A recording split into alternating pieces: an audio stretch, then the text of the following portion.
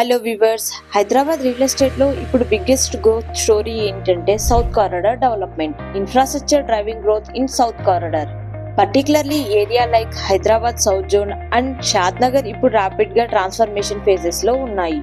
Infrastructure అంటే just roads కాదు, it's about connectivity, accessibility and future growth potential. Recently focus మొత్తం major projects మీదే ఉంది, especially regional ring road and expansion of NH44. RRR complete అయితే south corridor కి direct connectivity వస్తుంది.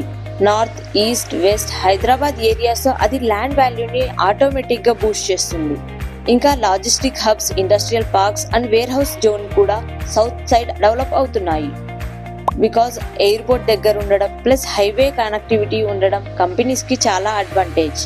And మన షాద్ Nagar location లో చూస్తే it is strategically position between city growth and highway expansion. ఇప్పుడు ప్లాట్ కొన్న వాళ్ళు ఫ్యూచర్ లో స్ట్రాంగ్ అప్రిషియేషన్ ఎక్స్పెక్ట్ చేయొచ్చు. ఇన్ఫ్రాస్ట్రక్చర్ డెవలప్ అయిన ప్రతి ప్లేస్ లో ఫస్ట్ చేంజ్ ఏంటి?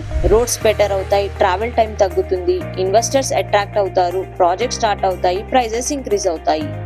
సౌత్ కారిడార్ లో ఎగ్జాక్ట్ అదే సైకిల్ స్టార్ట్ అయింది. షార్ట్ టర్మ్ లో కొంచెం స్లో మూవ్మెంట్ ఉన్నా కూడా లాంగ్ టర్మ్ విజన్ తో చూస్తే south Hyderabad becoming a next growth engine అని మార్కెట్ ఎక్స్పర్ట్స్ చెప్తున్నారు. So infrastructure is not just development, it is a foundation of future real estate boom.